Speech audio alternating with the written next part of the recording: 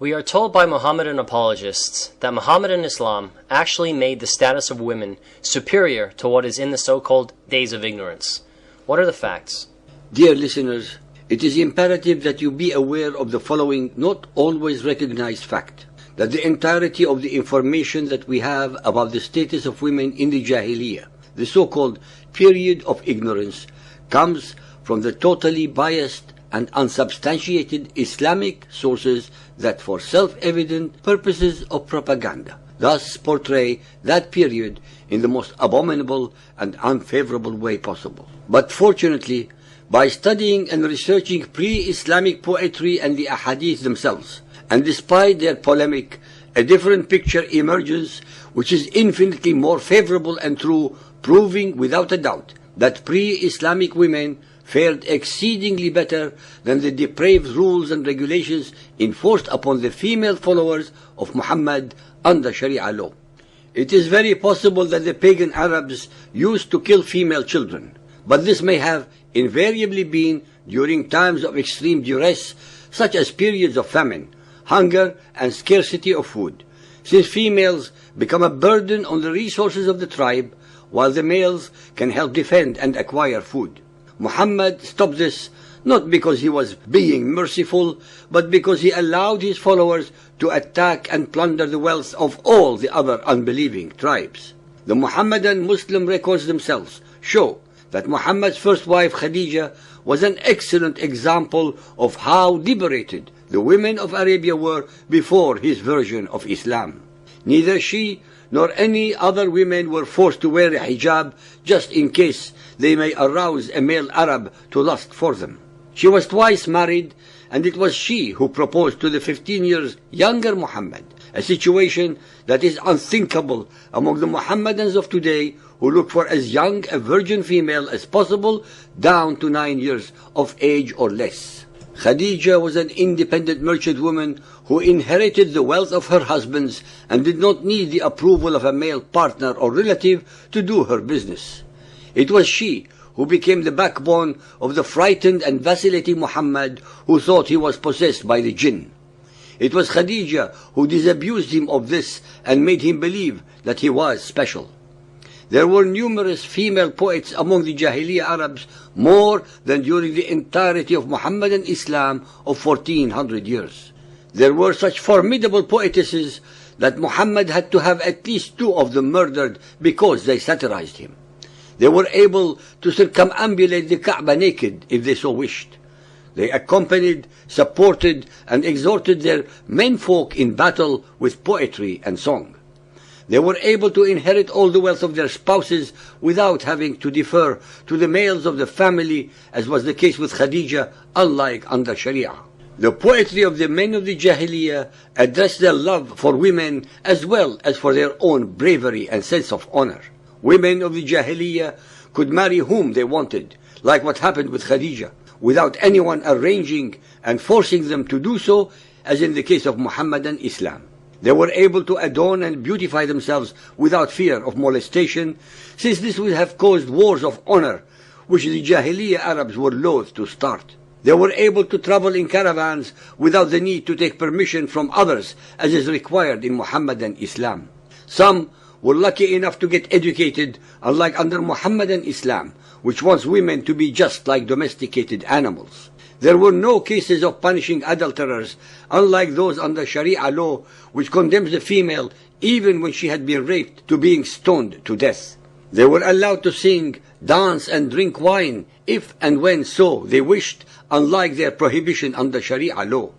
It was Khadija's wealth, after all, which allowed Muhammad not to work and concentrate upon his perceived mission.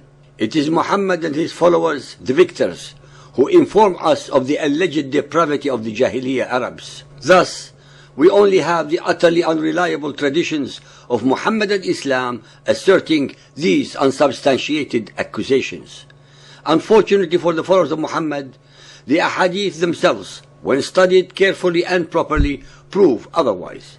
In fact, they show that under Muhammadan Islam, all manners of evil and injustice have been and are being perpetrated against the women of Islam and all those who do not believe in Muhammad as the Prophet of Allah.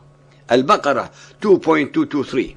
Your wives are a tilth unto you, so approach your tilth when or how you will. Muhammadan Islam relegates womanhood to the level of a field suitable for plowing and sowing seed, and the man as the tiller.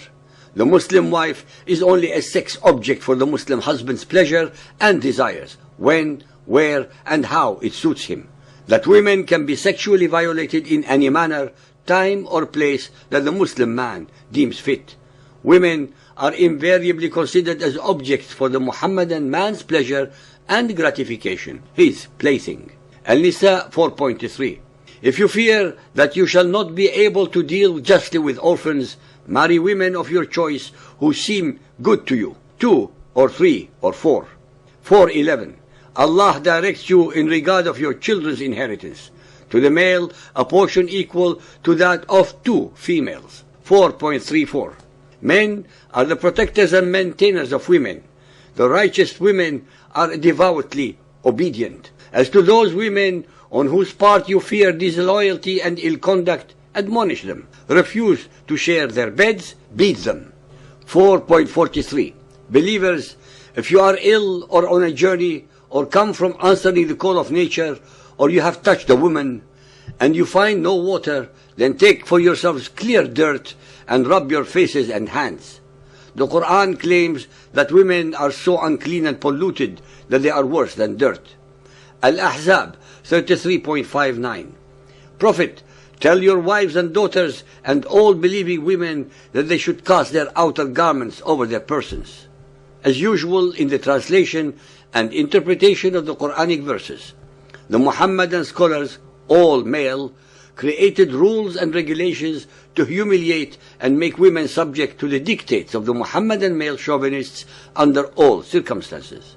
These were and are nefarious, oppressive, and inhumane acts of control and subjugation. I have absolutely no doubt that the listeners would be utterly shocked to know that nowhere in the whole of the Quran is there any mention whatsoever of the veil, hijab, as the covering of women. The idea that only a woman's eyes should be exposed out of her whole body is not only morally bereft of justice and equality, but is utterly obscene, repugnant, and totally ungodly. God did not create women so that only men should be allowed to strut on the face of the earth, not fully covered as the women.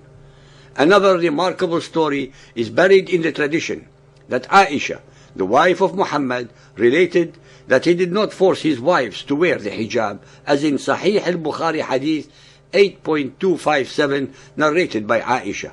Umar ibn al-Khattab used to say to Allah's Apostle, "Let your wives be veiled," but he did not do so. Sahih al-Bukhari 1.301, narrated by Abu Sa'id al-Khudri. Once Allah's Apostle said, "O women, give alms, as I have seen that the majority of the dwellers of hellfire were you, women." They asked, "Why is it so, O Allah's Apostle?" He replied, "You curse frequently and are ungrateful to your husbands. I have not seen anyone more deficient in intelligence and religion than you." Sahih al-Bukhari 1.493, narrated by Aisha. The Prophet said, "The things which annul prayer were mentioned before me, and those are a dog, a donkey, and a woman." I said, "You have compared us women to donkeys and dogs." Sahih al-Bukhari 7.33, narrated by Usama bin Zayd. The Prophet said, "After me, I have not left any affliction more harmful to men than women." And last but not least, the most accurate appraisal of women in Muhammadan Islam is one found in Mishkat al-Masabih, Volume 2, page 692, by Walid ad-Din Abu Abdullah Mahmud Tabrizi. A woman is like a private part. When she goes out, the devil casts a glance at her. That is why women in Muhammadan Islam have to be covered from head to toe, because every square inch of their body is like a genital which would arouse the uncontrollable sexual desires of the Muhammadan male.